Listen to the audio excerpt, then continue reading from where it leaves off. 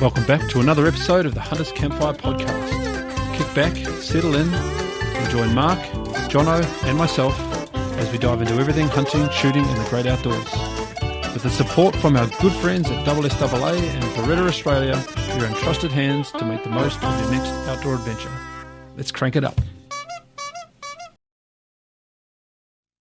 Pause. And we're on. And we're going to do the same intro as last week? I don't know. I wasn't here for last week. What we was kind last of week? went, Hey. welcome to the Hunter's Campfire podcast, Australia's number one podcast. Oh, Why not? This podcast is brought to you by, I've got gifts. It's got gifts. Ooh. Okay. What you buy?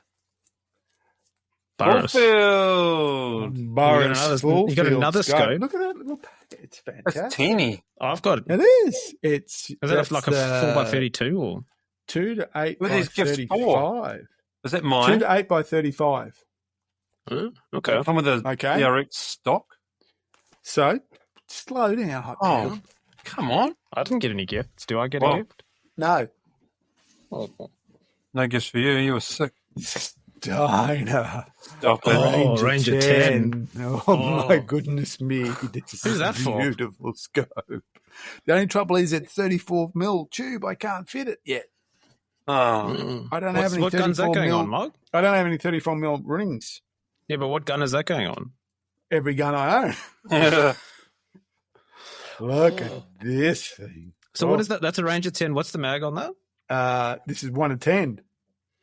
That'd be nice on my 9.3, you know that. And this is going to be nice on everything.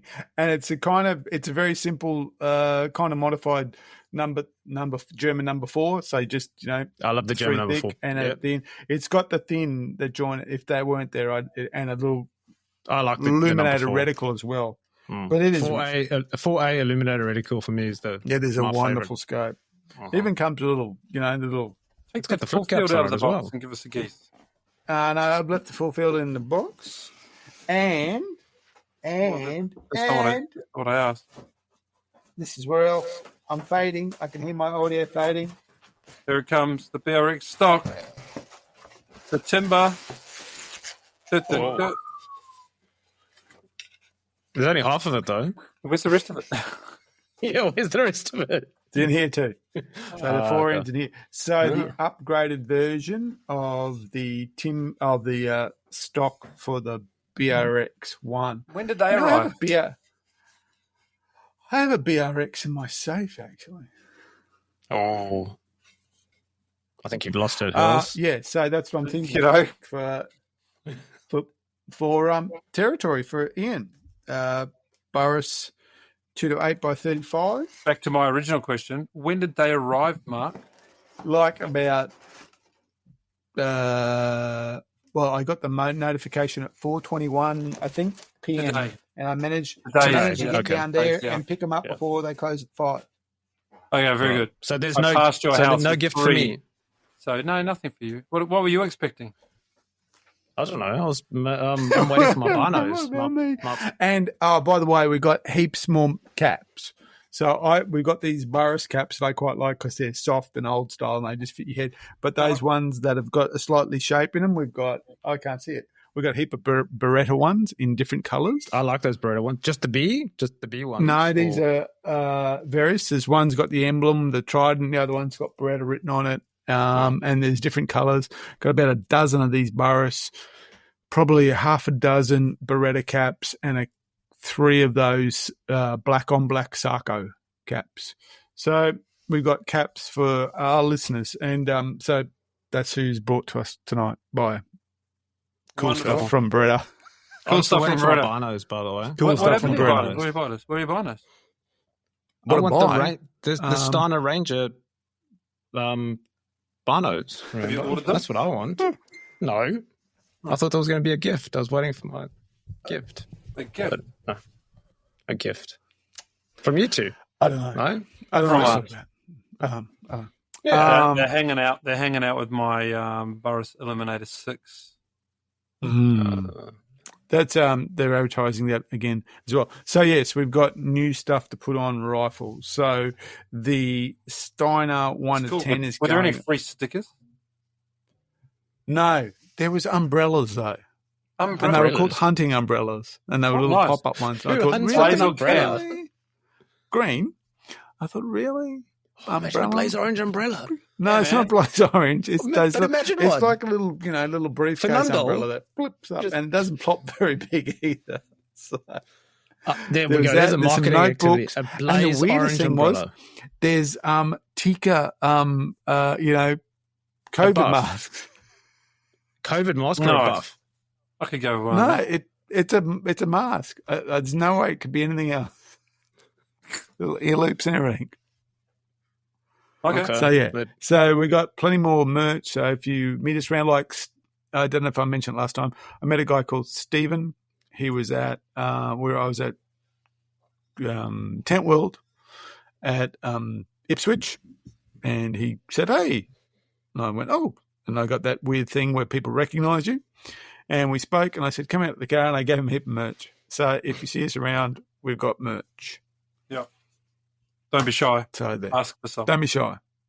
Ask, well, just say hello and I'll give you some. I was actually going through, I had all sorts of stuff in the car. I think I've given different caps and all sorts of things. So we've got new merch, we've got new gear.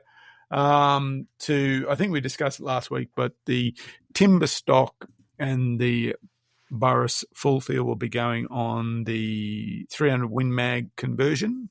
Did that come? For the conversion? territory? No, that can't. That's got to go to the shop. No, it didn't come to mail me. They generally Come to don't mail. send me barrels. Take it back. Yeah.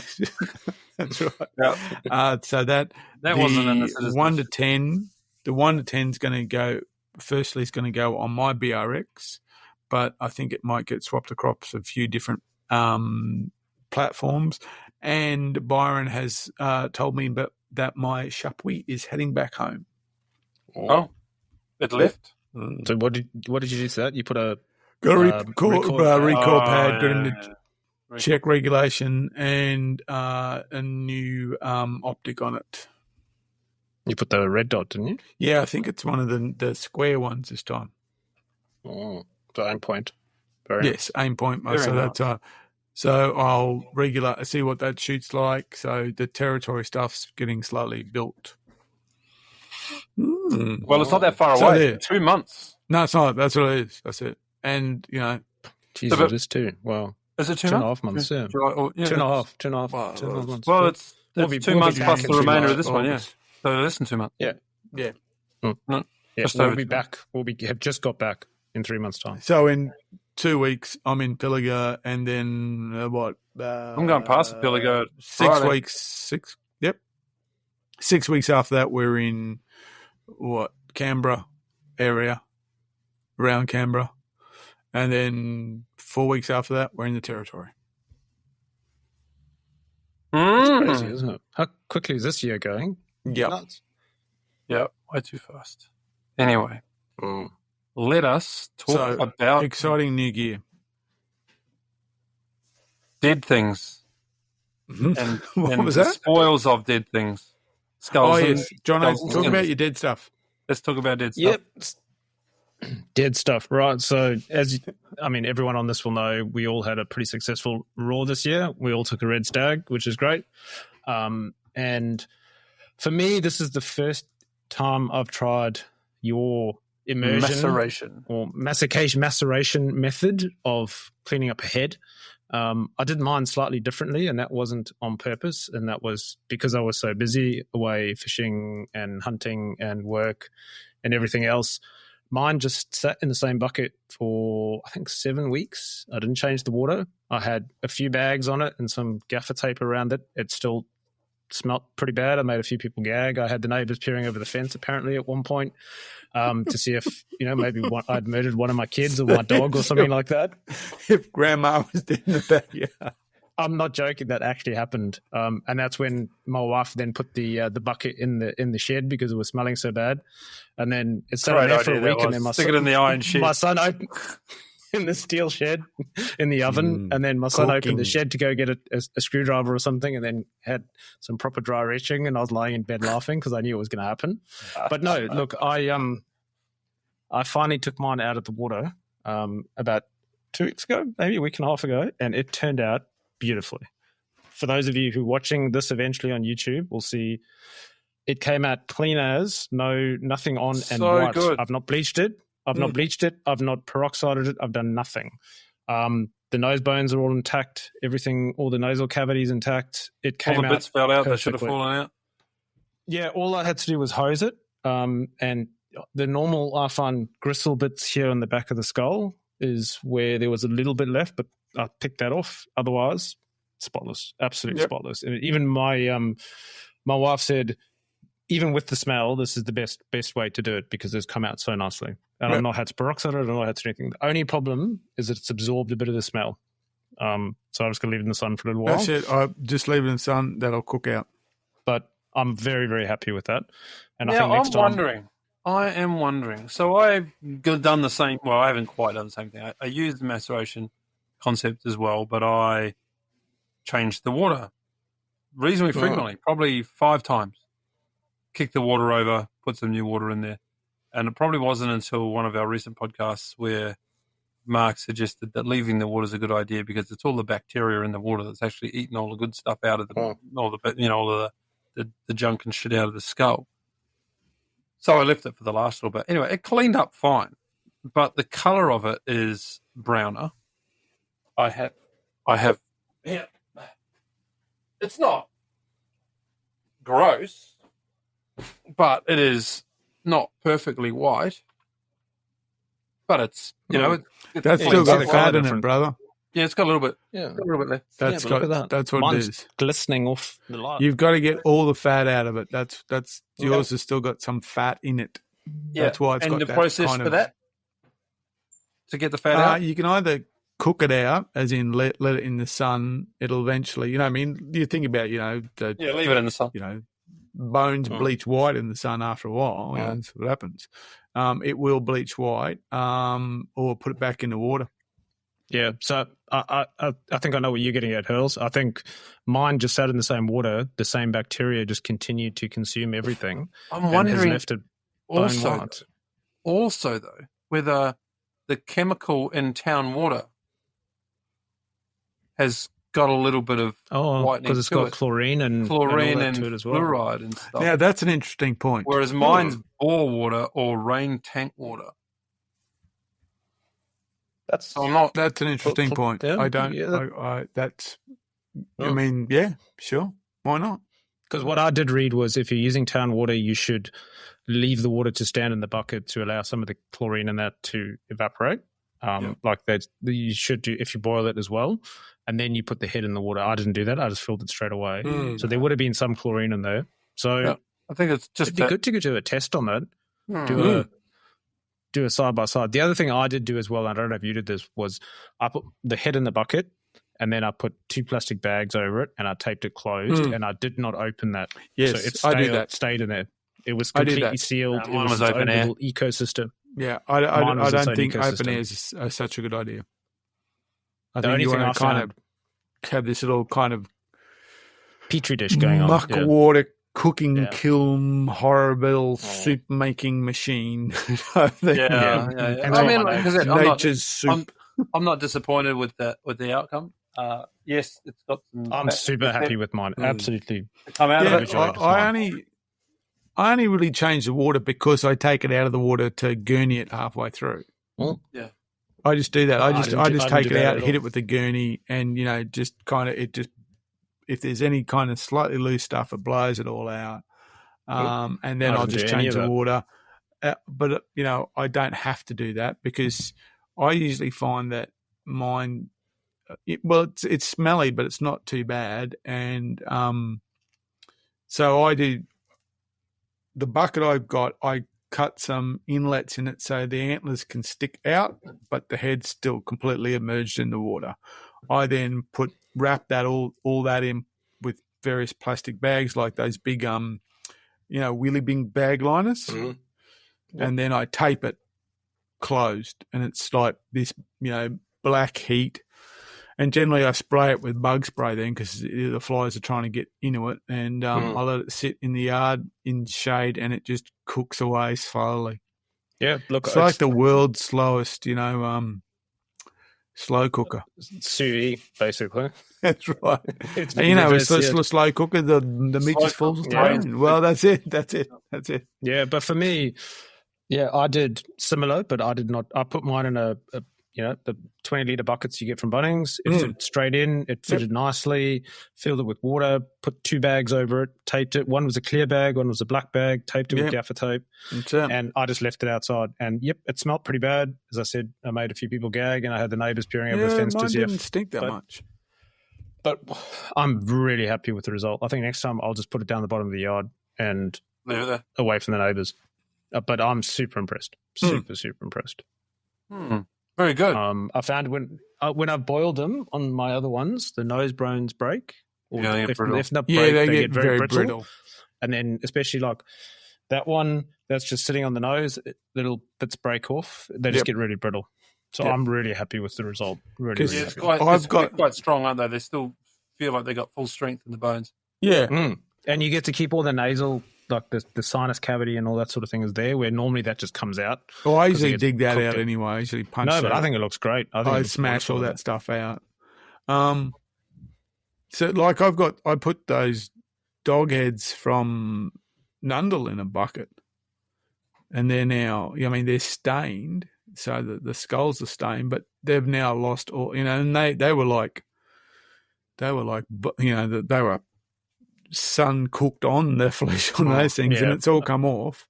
There's still a little bit, but they're now drying outside, and I'll watch them, and if I need to put it back in, I'll put them back in again. But they're pretty good too.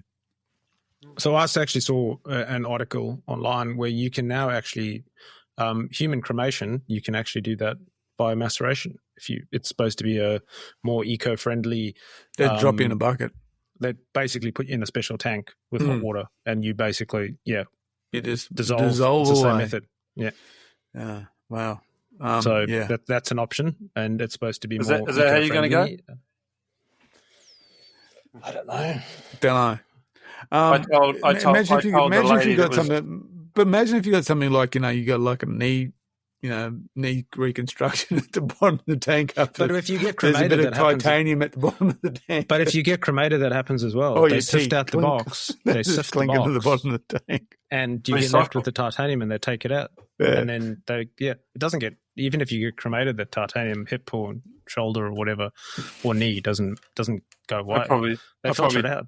I probably told the story early on in the podcast, but my wife and I were getting our wills done, and the lady asked what we wanted to do when we died, like what was going to happen with our remains, and I seriously told her that I wanted to be taxidermied and left in the corner of the house.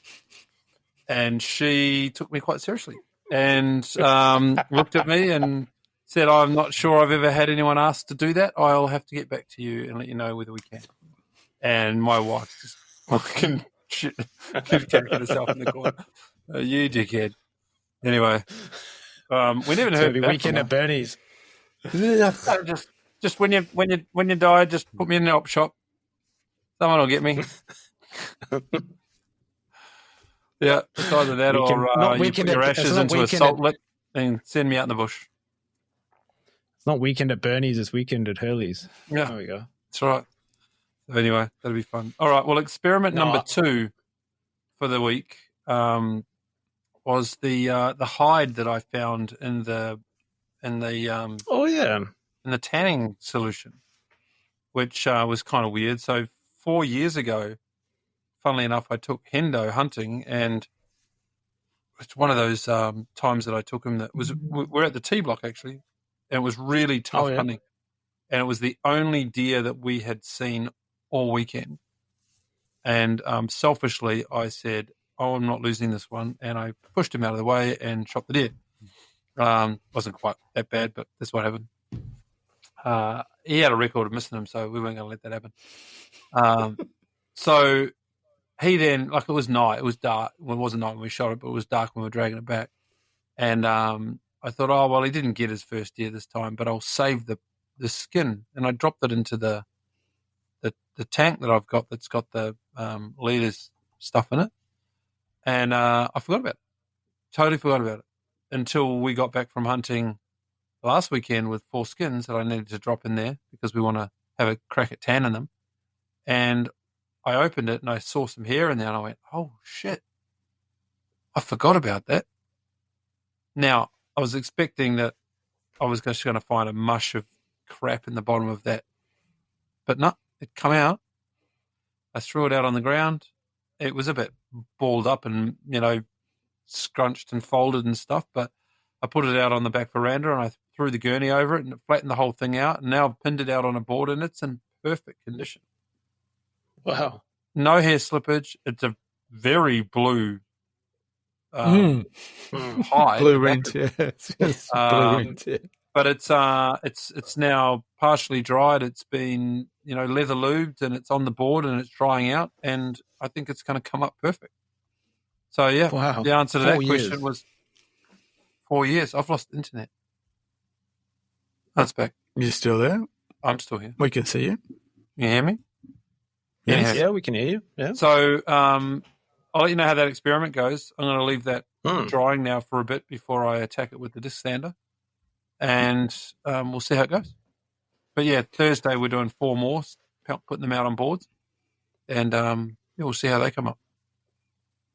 What I find most remarkable about that whole process is that you somehow forgot you had a hide in a bucket How for many 4 drums years. of things? Yeah. You still go, oh, look, I wonder what's in that bucket. Where's that bucket? I probably kicked it out of the way. No, I just forgot that I put a hide in it. It was a bucket of Leader's tanning solution that I left with the lid on so I could use it again. Because you can use it more than once.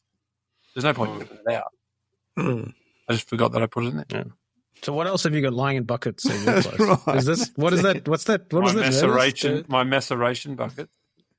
Don't ask questions you don't want to know the answer to, Jono. Something town.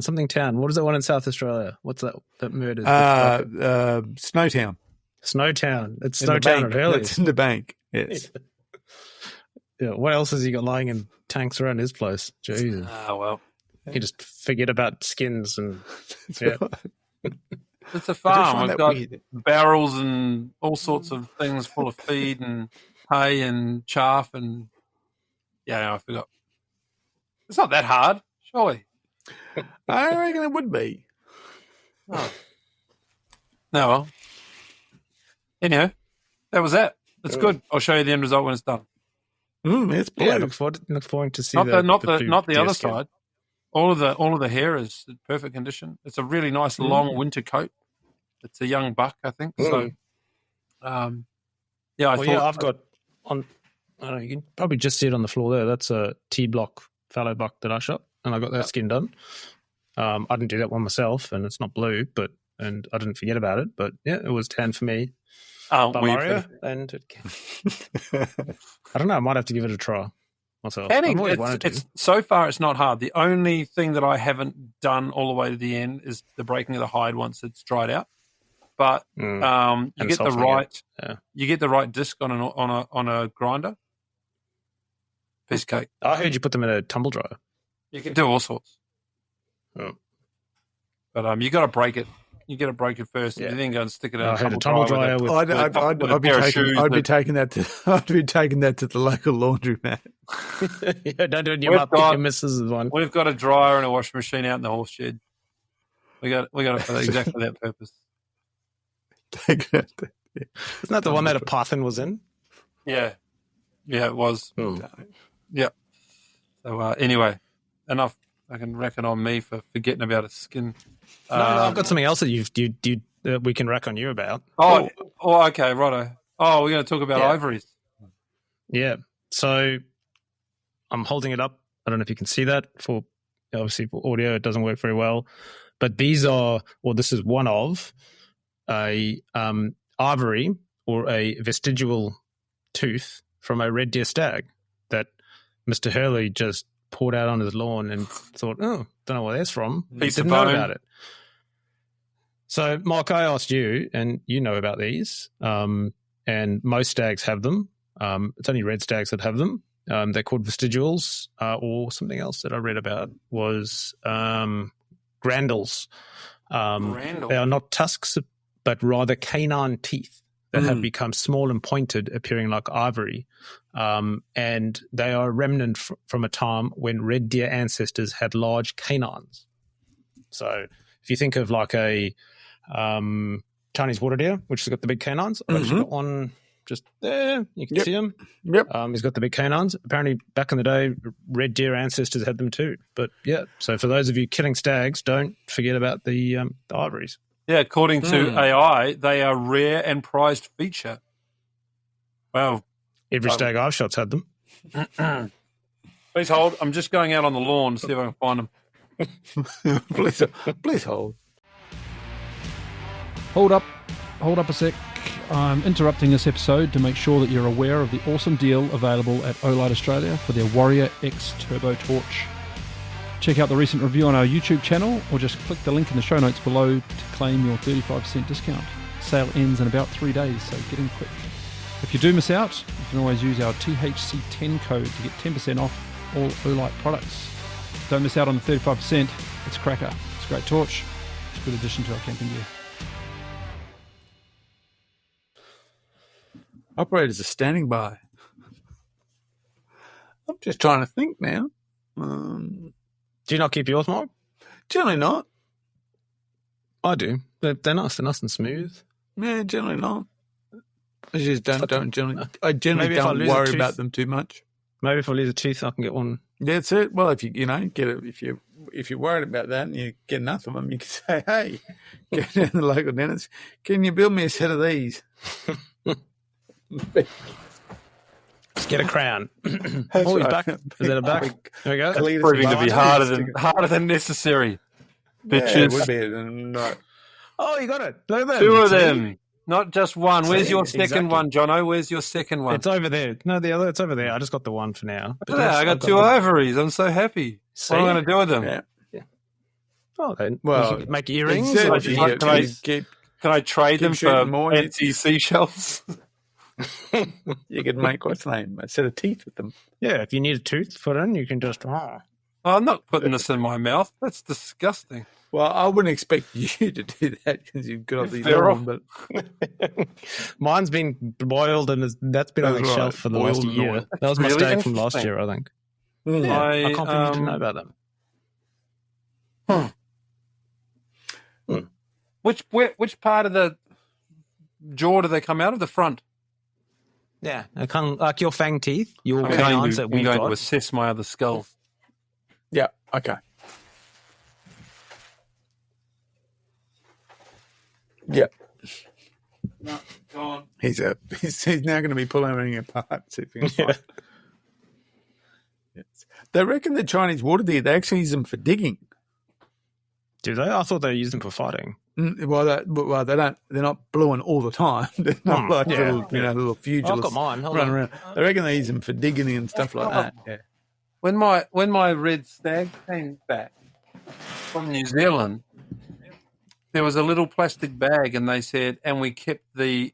I'm imagining they kept the ivories, and I've gone. Yeah. Oh. And he went. So that's my Chinese water deer. To give you an idea, there's canines. Mm-hmm. So if you think about a red deer, they're in a similar position, but they've actually migrated a little bit down further, so they sit at the bottom of the skull, under the mouth. You'll see them next time you shoot a red stag. That's right. Fascinating.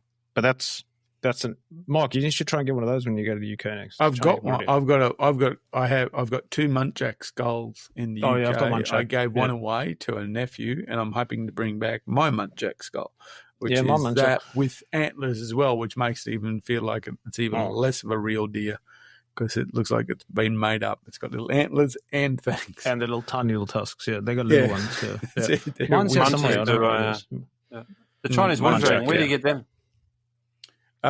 Chinese water dragon, you get them down the creek. Chinese water deer, you get them. Chinese water deer. Yeah. So the only place you can hunt them in the world is in England. Yeah. Because they're very, very rare otherwise. Yeah. Yeah. So that's why it can be a bit of a hassle actually importing them because on the whatever the CITES list or something like that, they're listed as critically endangered, except for in England where they're all over the place.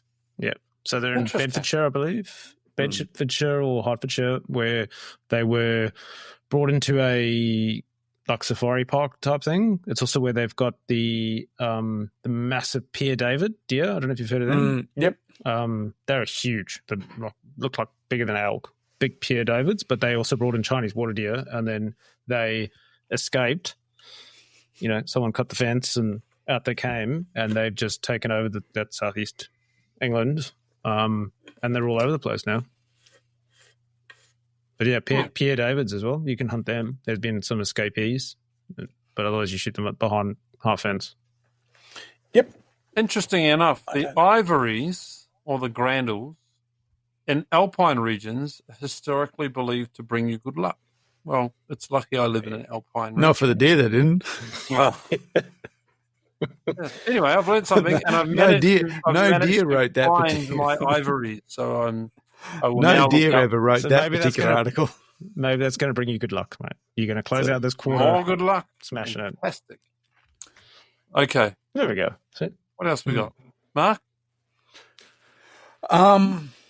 Well, we were speaking about knives last week, and I said, "Oh, I got a knife I want to show you," but I didn't have it, so I brought it in.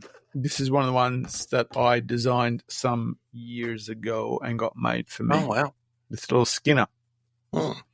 So it's very different Drop again. point. So it's designed purely as a Skinner. It's a great little thing, and I'll be taking the territory with me. I'm going to try it out on that buffalo hide. It's actually a very thin blade. It's very easy to sharpen, holds a lovely edge, and it's very good in the hand. It's got a little false flat edge there, so it'll run along things. But yeah, that's and I've also got him to put a little bit of serration in there, so you've got that thumb Bit of a grip for the thumb. point. Mm. But yeah, that'll be my little. That won't be just for the territory. That's in my pack all the time. That's my Skinner if I want to do that. So that was that. To carry on from the knife discussion we had last week. We also were trying to get on to Brian Boyle to get an update on how things are going in New South Wales. We haven't got that yet. Well, we've been speaking, Ian particularly has been speaking to them about a number of things. I did see a post referring to a Guardian article that saying that the New South Wales government is going to, as in the Minns government, is going to support it. So things are looking pretty good. Obviously, the Greens and the Animal Justice. Yeah, well, that's right. Bipartisan support, which is quite good. That's right. Nothing gets, I suppose, pay rises get bipartisan support. But that's about it. Tax dodging.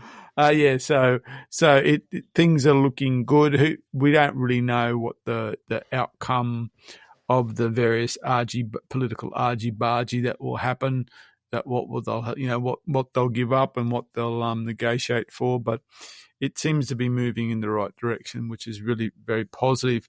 The interesting thing was there was a video that was from was it 2GE?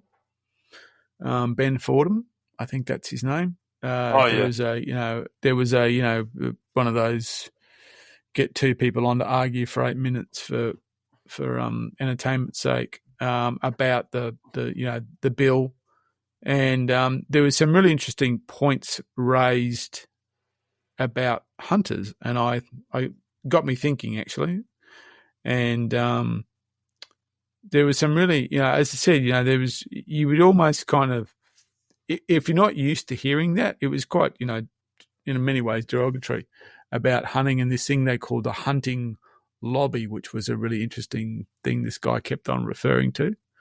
I'm not going to say his name, I'm not going to recognise who he was, but I really got thinking about it, and I put some words around it together actually. But one of the interesting things that jumped out to me is this myth that hunters spread ferals. Oh yeah, this is good. And I just think it's hilarious because if you think about it, like, okay, so I'm going to drive down to the Pilliga for 6 days, and so somehow I'm going to drive down there. I'm going to grab some kind of feral species. And then I'm going to drive a considerable distance from there because, obviously you don't do it there because they're already there. So you've got to populate them somewhere else. And I'm going to drive this considerable distance with this feral animal on board, I don't know, in the back of the trailer, wherever it is.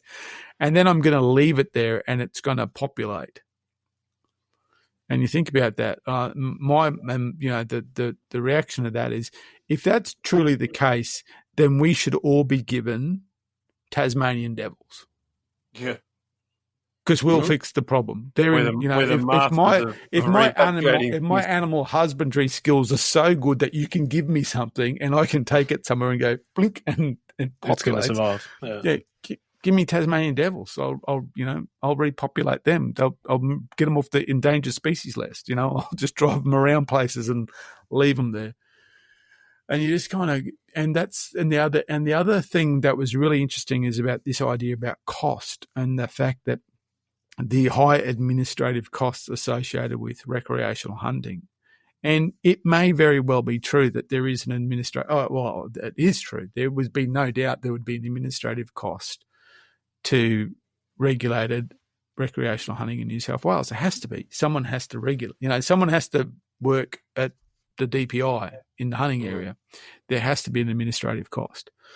And I mean, the two really interesting points about that is, one is that the administrative cost is obviously a cost to the government, but then a hunter then pays a license. So you give something back. Now you might say, well, that cost doesn't, it's not a fair exchange. The license doesn't cover the administrative costs.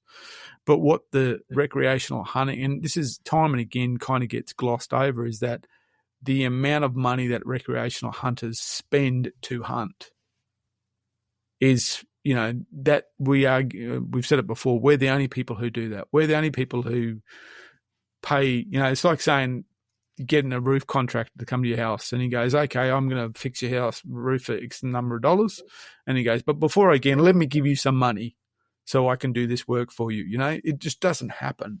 So that whole cost argument, ignores the fact of the investment by recreational hunters to hunt. No one else does that. If the government pays a contract for someone to, shoot feral animals, that contract has an administrative cost that's not covered by that contract. Someone's got to assess that contract. Someone's got to monitor that contract. Someone's got to do the invoicing, and then the costs of that aren't included in that contract. So that whole cost argument is really a false argument. And the other really interesting one that comes up is this idea that because recreational hunters aren't part of this strategic plan, what we do is kind of, it's just fluff. And if you're not in the tent, then you're not really participating. And if you think about that, you would say, well, you might say, okay, so how effective is a men's shed then? A men's shed's not in the tent. It's not government run. It's a community organisation. How effective is it? We actually reckon they're incredibly effective. How effective is Clean Up Australia Day? I don't know. But we don't kind of go, well, don't worry about it next year. It's only, it's not a strategic activity. It's not coordinated by government. So, it doesn't really have any benefit. No, we actually say it's fantastic. So there's all of these kind of things that we associate normally and think they're really good. As soon as we put the word hunting in front of them, all of a sudden they rotate to the bad. And I think that's really something that we need to push back on. I agree. We do. There we go. I just every way you look at it, it's crazy. You go back to Clean Up Australia Day. Your wife was involved with it over on Fraser, right, Jono? Recently, how much did she pay to go and pick up rubbish? There was I had to pay for the ferry cost. There was camping costs. There was food costs. There's fuel costs. There's everything else that's included. And they put a significant amount of their own time and effort into it.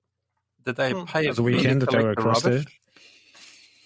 No, it's not to collect the rubbish, I don't believe. No one of does. course it would be. That's my point. We pay a fee to take care of the ferals and remove so I think them. they got from the landscape. Yeah.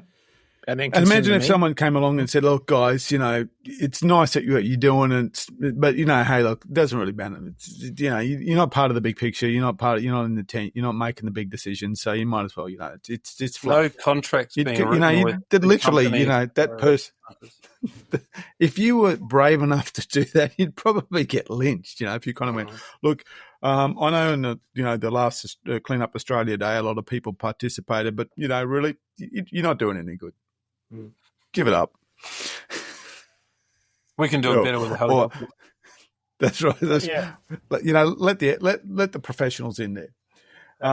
So I think that's time and again, and then there's all those other benefits that we're not even talking about. Like regional tourism, spending money directly at the coalface. Every time you go to a regional area and you buy fuel, you buy food, you're helping that regional area every time. And when you think about it, and you're also removing the feral animals from that same region, so it is actually incredibly concentrated what you're doing. It's having multiple benefits on a very short timeline, and with very little cost involved to the community. It's very little cost. We've all hunted state forests. We know that these aren't, as they keep getting described, game reserves. That there isn't like all these facilities and stuff there lined up, and various things for us in there. You're basically you pay for everything to go into a state forest and hunt there. You carry it in, you buy it. It's all expenses based on is borne by the hunter. Yeah, well, I think you just got to look at the evolution of hunt camp. Like this year, there at Nundle, how many caravans were there this year? Compared to last year, compared to the year before? Those are 60, 70, 80, 100,000. The year before, there were no caravans. This year, last year, there was one caravan. One last year. This year, there were 4 caravans and lots of camper trailers. Plus camper trail. Yeah. Yeah. And that just shows you, people are willing to invest money to go out and, enjoy this hobby that we've got, and which is benefiting so many. We all stopped in Walker or in Nundle to put fuel in, to buy us, to get food, to get booze. We went down to the pub and had lunch and spent, probably between us $1,000 that one day just for lunch. That's all benefiting those local communities. There's so many supplemental, benefits to communities, to Australian businesses, buying camper trailers, buying caravans, buying you name it. We're all contributing. We all buy the 4-wheel drives. We're all put winches on them because we don't want to get stuck and have to get winched out like last year, like I did. So I do think that we can make a conscious decision, though, to spend the money in those towns. It is very easy to go fully prepared. I don't know how many times I've gone to Nundle. I leave home with the camper trailer on, with all of the food, everything that I possibly need, and I drive straight in. Anything I really stop for is a tank of fuel. Whereas this year, we're a bit more conscious about spending the money as we drove. We had lunch on the road. I did some shopping on the road. I did the fuel. Like you said, we went down the pub. We had a feed. We did some top-up shopping down in Nundle, things like that. It's easy not to do that. And I think through my work, I've travelled a lot out west, and you talk to a lot of the councillors and a lot of the mayors about the free camping spots. And you have these RV-friendly signs. Man, if you dig deep enough, deep down, they don't really like some of those signs. They don't really like the free camping because, the people that come and use them are very self-contained. They don't go and eat at the pub quite often. They want the free camping space that they can go and plug into, but they've got everything that they need on board. So I think we can be more conscious about spending our dollar on the road rather than at home. It's less convenient sometimes and maybe a little bit more expensive in a small town than it is a large town, but it's a better thing to do. Yeah, I mean, and it doesn't have to be, you don't have to kind of go fully to the other end of the scale, you can. So, like for instance, when we hunt Severn, if we were down there for any period of time other than, like literally a day trip, because I have done day trips to Severn, we would generally go to the Bonshore shop because they did hamburgers. Yeah. One night we'd just go there to eat rather than cook at camp. I know that when we're at Pilliga, because we usually go for at least 4 days, there will be multiple runs, either down to Barradine or up to Nundle. Up to Narrabri or something like that. We'll do it. We'll go get stuff. We'll resupply, or we'll just say, look, we're going to go for a feed today, and we'll go get food or something like that. There's an IGA down at Barradine that we go to. There's the pub at Barradine that's actually quite hunter friendly. They run a pig hunting competition out of that pub. So yeah, there's various places. So yeah, it's not that difficult to, and especially with fuel. I mean, fuel's the big one. You're generally spending a lot of your expenses on fuel. That big service station there at Narrabri that we usually spend a fair bit of coin before we head into the Pilliga from there. Yeah, so I think it's definitely important to make a conscious effort to spend money in these towns, because it's important. And you just have to walk around Nundle, you see camo, it's not frowned upon. Whereas, in a lot of other places, people are scared to wear camo or wear hunting clothes because they're concerned they're going to get accosted or something like that. Whereas in a lot of these small towns, they know that we come in there and spend money. Yeah. And they more accepting. And a lot of them are hunters themselves. You need to remember that. I think Nundle's a pretty good example of that. Since I've been going there, I think there's been an evolution of how hunting is seen in regards to that place.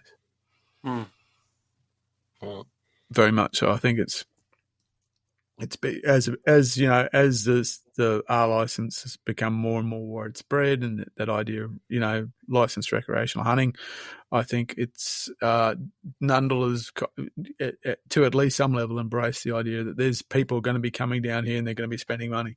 Don't chase them away, because otherwise they won't come back. Well, that's right. Another for us. That's right. So yeah, that's some stuff around that. Right. In other news, Mark.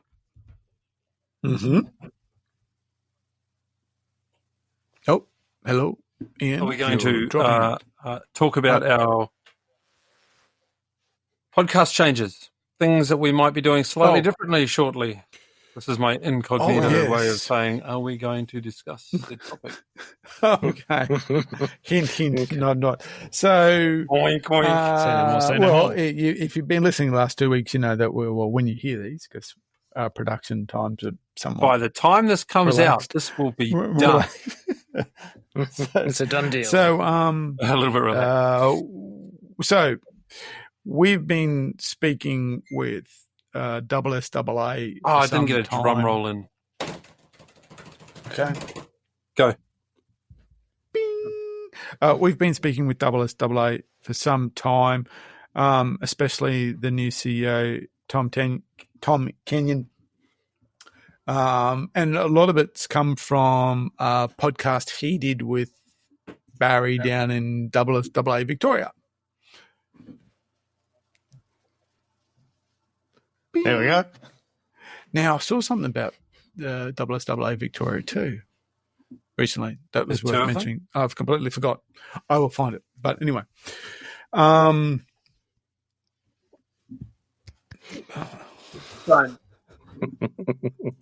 I found the effects button. You found the effects button. Okay. Where's the monkey button? If you're wondering, this is what we're moving to. It's not, okay? We're not doing it. So we're going to start working more closely with SSAA to do one of two things. Promote, the first thing is we want more people hunting. Which means we need more people who don't hunt at the moment to start hunting, and that means we need more people who aren't interested who are interested but who aren't involved with firearms to get involved in firearms. So we're actually making a bit of a drive, and one of the really poignant points about that was something that, as again, Tom said on that podcast, was that for most of us, we kind of think we're such a small voting block that we don't matter. And it was a really interesting point was raised, was that at the moment, from a percentage wise, there's about 3% of the Australian population across all electorates who hunt, who are firearm owners. Sorry, not who hunt, who are firearm owners. If you get that to 5%, you've got an incredibly influential voting block. You don't have to win. You don't have to. And this is interesting. You don't have to win. You just have to be scary. You just have to kind of go, well, we're not maybe going to vote for you if you do that. And then all of a sudden you become influential. And we thought that's a really interesting idea. And so we're wanting to do that. We want more people to be involved in the shooting sports, be it range shooting, be it target shooting, be it hunting. So we're going to be working a lot closer with SSAA to do that.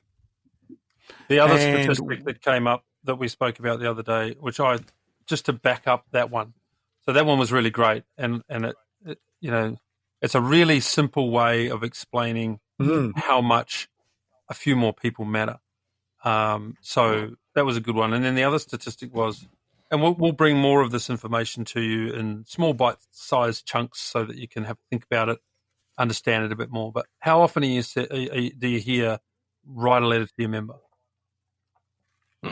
Just write a letter to your member. Now, a lot of people don't understand who that person is.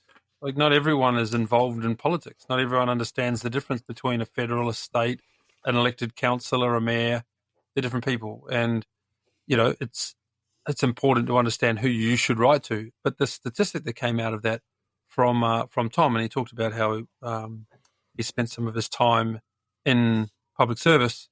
Well, he was actually a minister. He was a minister of government. That for every person that sends a letter, they times it by 20.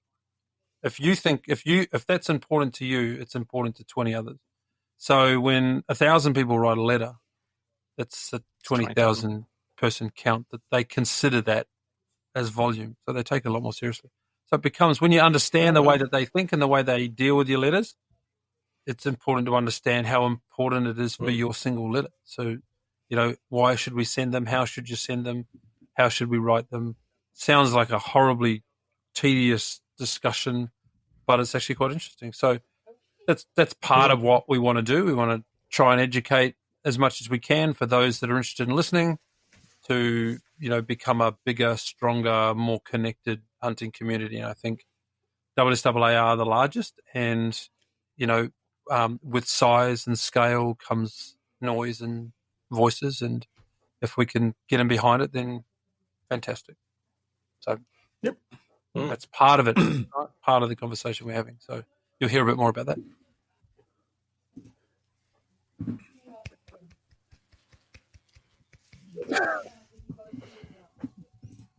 I'm holding uncomfortable with that. It's going to get tired real fast.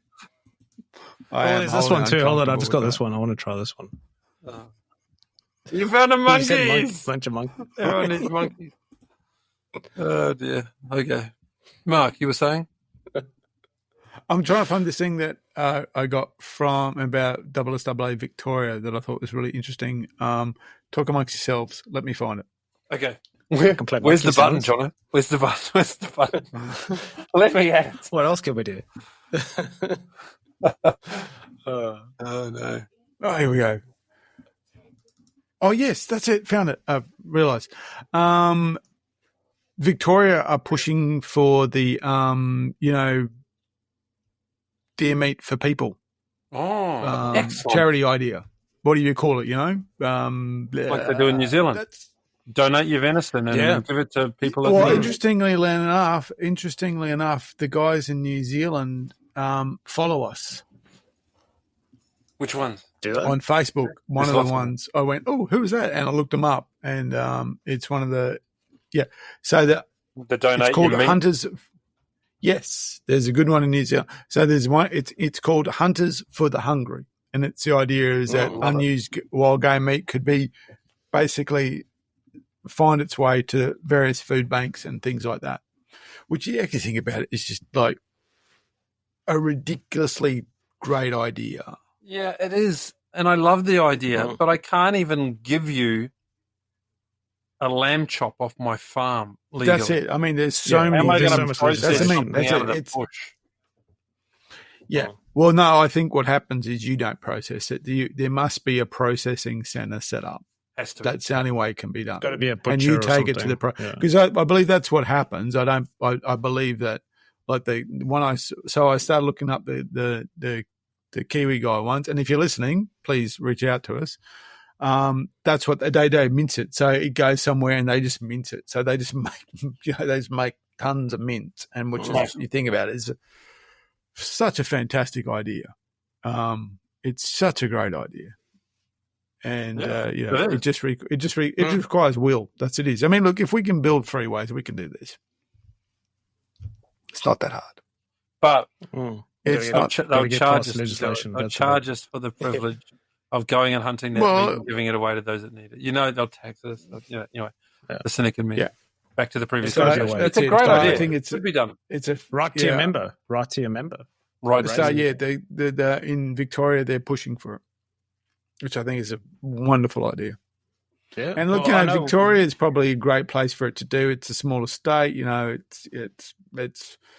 I can see there's some logistic challenges in places like Queensland and other, but with Victoria, I suppose it's not concentrated, but it is a smaller footprint where you could possibly set up, a couple of distribution processing centres and get it done. Mm-hmm. Well, I know there's multiple charities even up here where I am, North Brisbane, where they get donations of meat from Costco and places like that where it's going to get binned. So they donate it. And I saw a photo of just freezers full of mince that Costco had donated because otherwise it would have gone off. And that they then cook up and feed to homeless people. So why couldn't that work for game meat? I think that's it just shows that, people get a taste for it. They'll decide it's good. They might even pick up a rifle and go get their own. That's right, Mike. So, and that's why shoppers might become motivated shoppers. Yep. Yeah.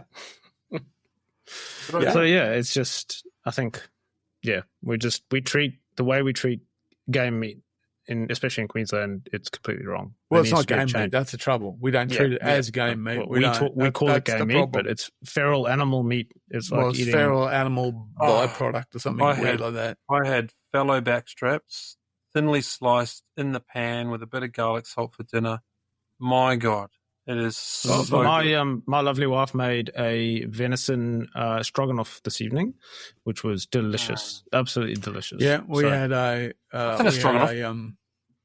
mushrooms, cream. It's very nice. Yeah, we had a venison creamy meal beef last week. stew, but it's like we had it with venison. I'll send you a recipe. I'm doing venison burgers this weekend. I made with the back straps. I was doing venison burgers, and I decided to spoil myself and have a venison steak burger. So I actually cut it in half, and so I had two little steaks. It's fantastic. Yeah, it's great, mate. It's just ridiculous. I'll put the photos. I actually even took photos of pre and after. Looks good. I'll put it up. So yeah. All right. So it's a fantastic resource we're wasting. That's all I'm saying. For this evening. Is there anything else? Not that I can think of. Knife.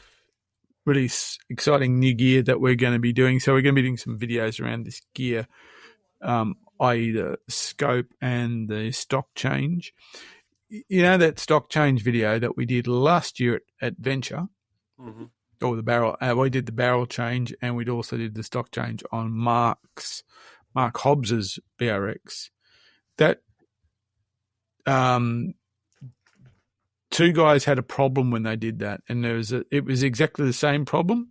It wasn't to do with the stock change. It was they basically misplaced a component while they were doing the change.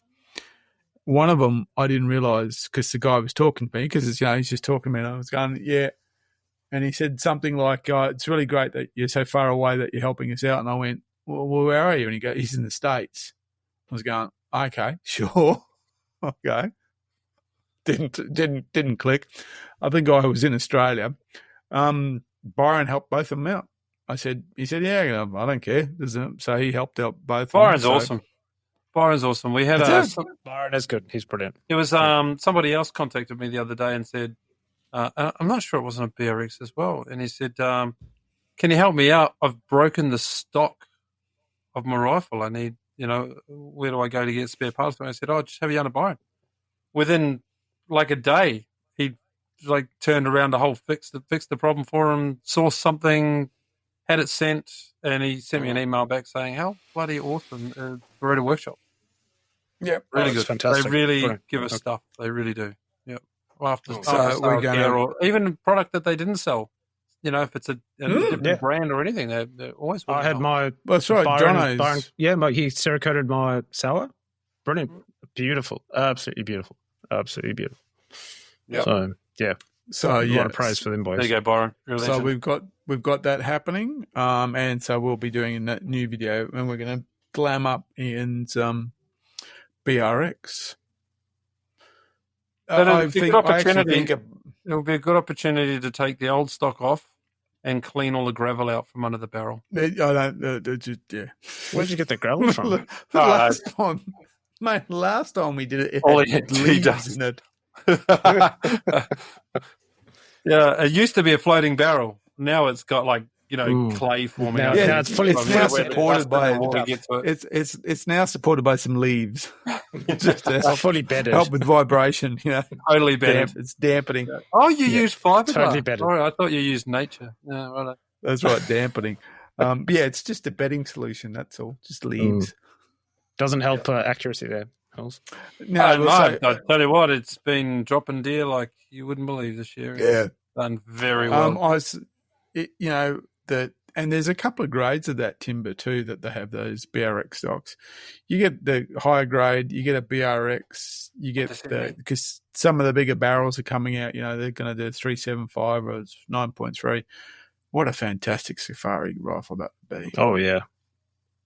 Yes, that'd be the Could you imagine territory going to gun, Africa wouldn't and taking one rifle and 3 barrels? right. You could shoot everything.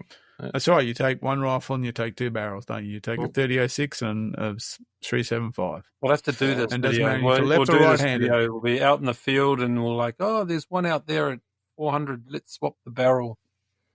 Because give me you 5 leave the minutes, scope. I could do it. You leave the scope on the barrel, right? So if you're going to turn it into a scrub gun, you have your aim point on one barrel, and then if you want a long distance one, you leave your eliminator on the other barrel, and you just switch them. Don't need That's a right. re-zero. You go. Yep. So it's would be a really nice safari rifle.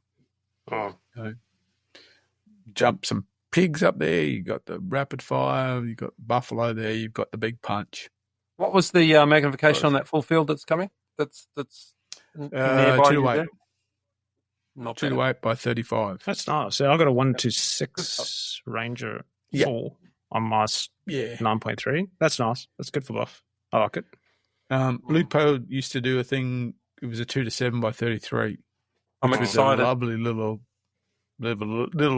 not low power, but lower power magnification scope. But more importantly, smaller tube, so it was very, very light. They send rings up with it? No, Oh. because it's a 1-inch tube too. Well, you best be ringing them back up.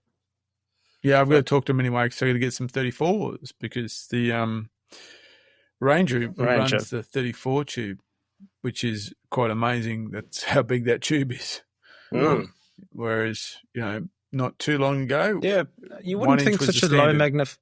such a low magnification would have such a the tube's wide bigger because the big tube's good for light. The front. It helps the light. So Yes, it is. because at one point the 30 mil tube was if it had 30 mil, it was like wow. Because this is usually 1 inch, 34. then you went to 30, then you got to 34. 34, which just gives it more light gathering. Yeah, which you don't really need on such a low. No, That's I mean, I've always, yes, there is need for light gathering in certain environments, but that kind of scope is not really that kind of environment. Yeah, that's what I'm thinking. If it was a last light, high magnification, hunting European forests and stands and that, but maybe for driven, but you wouldn't really be doing driven in low light. The other thing about the bigger tube is it gives the guys who really wind up, gives them more, elevation. But a 1 to 10 is not really a long range. Well, that's the interesting thing. It's a 1 to 10, so you can kind of go from 1 to 1, or 10 power. That's a big, a very long range, range of magnification, which is pretty exciting. So is it 1 to 10 by 34 the whole way through, or has it got a bigger bell? It is. Let me tell you. So it's a 34 mil tube, but yeah, what's the front bell? It is 1 to 10 by 24. 24. Yeah, tube's With a 10 mils 34 bigger mil than the tube. front objective. What does it taper down? You I'll sure? show you. It's very nice. How does it taper down? The glass is just probably housed, that's all. Oh, they've got it inside because it's got the flip up covers as well. Yeah. Housed. Look at that. Inside a flat tube.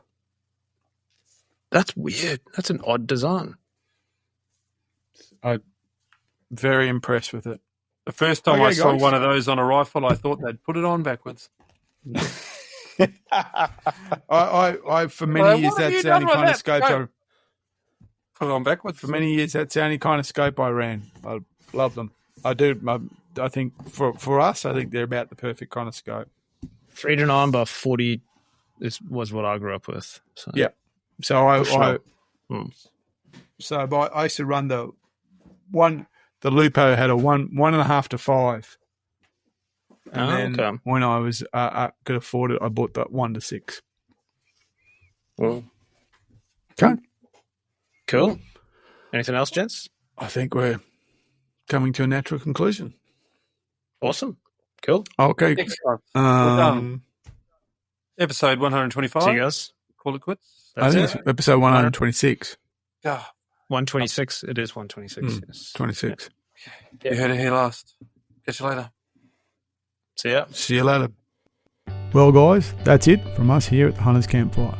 We hope you had a laugh, learned something new, and feel a bit more fired up about your hunting, shooting, and outdoor adventures. With a big shout out to SSAA and Beretta Australia, whether you're out in the bush or swapping yarns around the campfire, remember, stay wild, stay curious, and make sure to stay safe.